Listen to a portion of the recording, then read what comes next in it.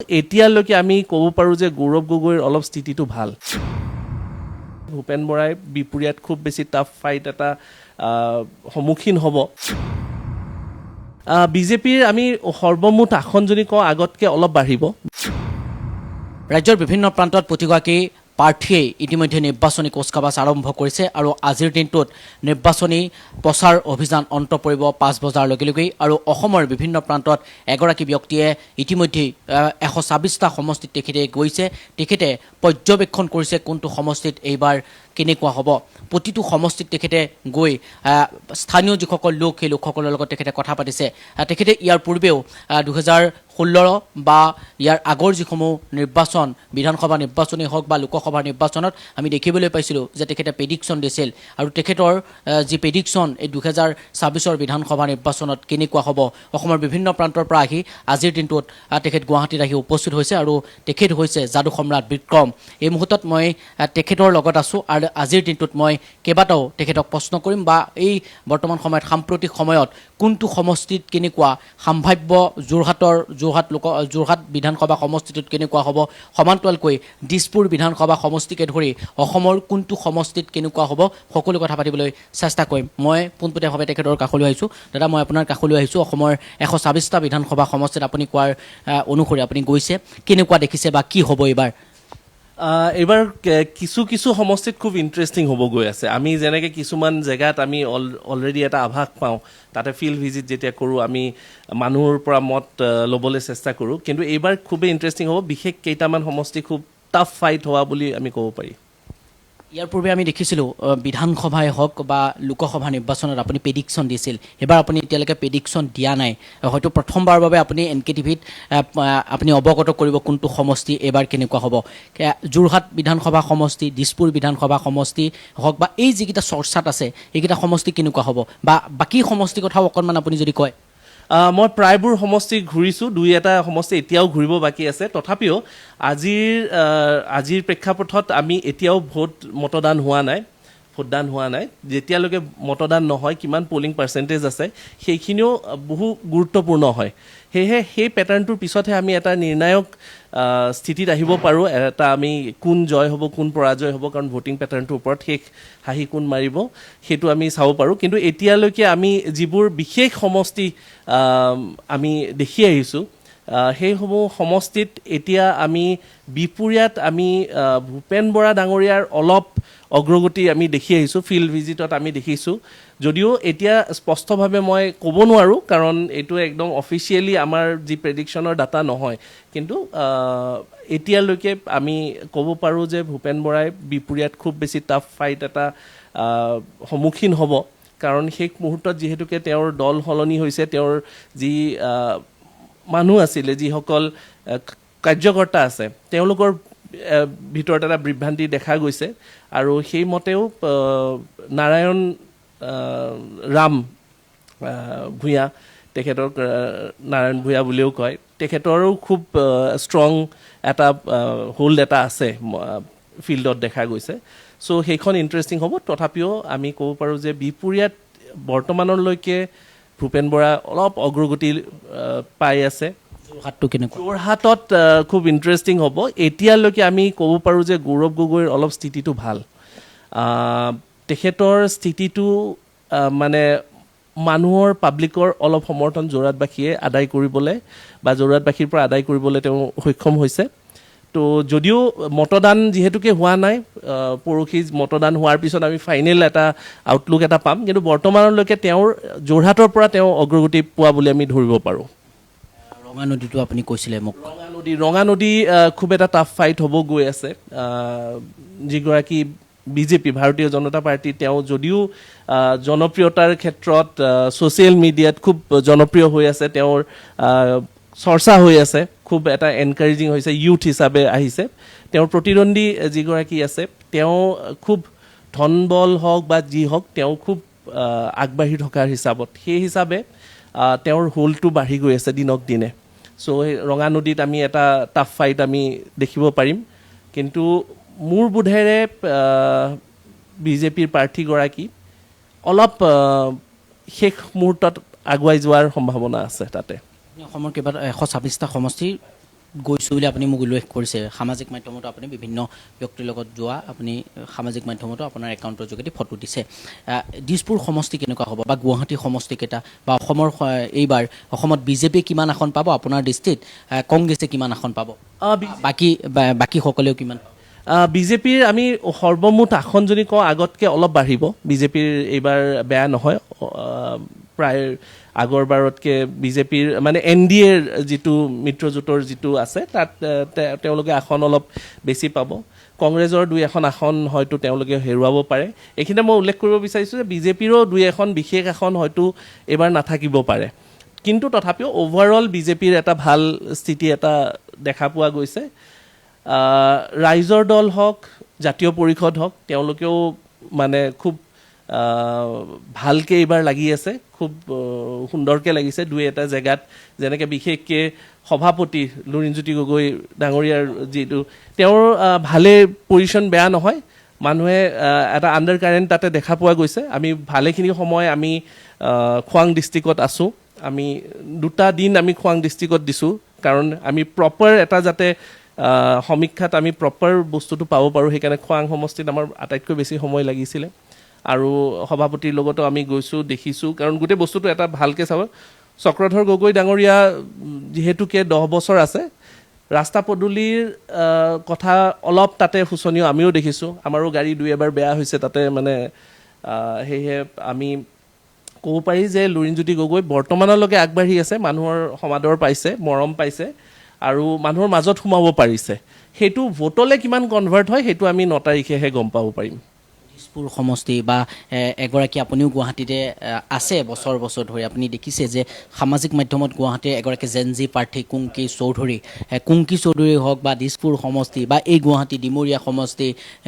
বা চেণ্ট্ৰেল গুৱাহাটী এইকেইটা সমষ্টি কেনেকুৱা হ'ব নিউ গুৱাহাটীৰ কাৰণে বিজেপিৰ এটা ভাল খবৰ থাকিব নিউ গুৱাহাটীৰ ভাৱে থাকিব চেণ্ট্ৰেল গুৱাহাটীৰ কাৰণেও বুলি ক'ব পাৰি প্ৰদ্যুৎ বৰদলৈ যদিও একেবাৰে শেষ মুহূৰ্তত দল দিছপুৰৰ বাবে তেখেতে একদম শেষ মুহূৰ্তত যিহেতুকে এণ্ট্ৰি লৈছে যিটো পেৰাচুট লেণ্ডিং কৰা বুলি কয় সাধাৰণতে যিটো শব্দ ইউজ কৰা যায় পেৰাচুট লেণ্ডিং কৰি হ'লেও তেওঁৰ কিছু সময়ত কিছু জেগাত কিছু অঞ্চলত আমি ভাল দেখিছোঁ কিছুমান পুলিং ষ্টেচনত আমি একজেক্টলি আমি পুলিং ষ্টেচন আমি গণনা কৰোঁ যে আগতে কোন পুলিং ষ্টেচন কাৰণ এটা জেগাত এটা বস্তু আমি সদায় মন কৰিব লাগে এটা বস্তু মন কৰোঁ যে আমি প্ৰাৰ্থীতকৈ পাৰ্টীৰ দলীয় সংগঠনৰ কিমান ভোট আছে সেইটো এটা উল্লেখযোগ্য দিশ কাৰণ সংগঠনে অলৰেডি তাতে কাম কৰি থাকে প্ৰাৰ্থী যোনে নহওক দলটোৰ প্ৰতি সংগঠনটোৰ প্ৰতি মানুহৰ এটা আত্মীয়তা থাকে চ' আল্টিমেটলি গৈ পিনে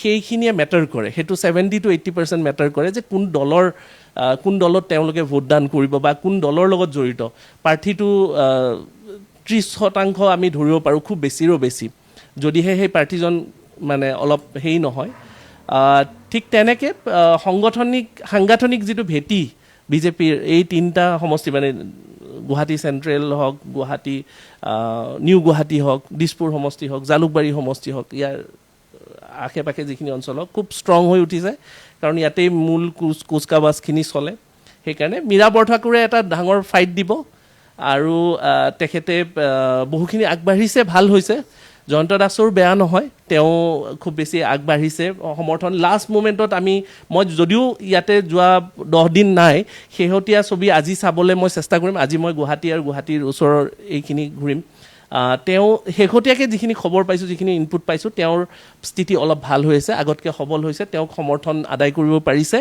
আৰু হয়তো তেওঁ 2nd পজিশ্যনলৈকে অগ্ৰগতি হোৱাৰ সম্ভাৱনা আছে জয়ন্ত দাসৰ যদিহে তেওঁ এনেকুৱা স্থিতিত আজি আৰু অহাকালি থাকে প্ৰদ্যুৎ বৰদলৈ জয় হোৱাৰ সম্ভাৱনা বেছি ইয়াতে সাংগঠনিক ভেটিৰ দিশত কাৰণ প্ৰাৰ্থীৰ অনুবাদ আমি চাব গ'লে বেলেগ হয় কথাটো কিন্তু অলৰেডি যিহেতুকে টিমটোৱে কাম কৰি থৈছে সেই টিমৰ ফলটো তেওঁ নিশ্চয় পাব আপুনি ইতিমধ্যে অসমৰ বিভিন্ন প্ৰান্তত গৈছে প্ৰতিগৰাকী প্ৰাৰ্থীৰ লগত কথা পাতিছে বা ইতিমধ্যে আপুনি এক্সিট পোল দিছে মই পুনৰবাৰ আপোনাক এটা কথাই সুধিব বিচাৰিছোঁ আপোনাৰ ইয়াৰ আগতো আপুনি কৈছে যে প্ৰেডিকশ্যন আপোনাৰ কিছু মিলিছে এইবাৰ আপোনাৰ প্ৰেডিকশ্যনৰ মতে সকলো হ'ব বুলি আপুনি ভাবেনে 2014 চনত 2019 চনত 2021 চনত 100% শুদ্ধ হৈছে সেয়েহে মই মোৰ টীমটোৰ প্ৰতি আৰু মোৰ টীমটোত কেৱল 2-3জন মানুহ নাই, আমাৰ প্ৰত্যেকটো সমষ্টিত মই 100জন বিভিন্ন স্তৰৰ ব্যক্তিৰ লগৰ পৰা ইনপুট লওঁ।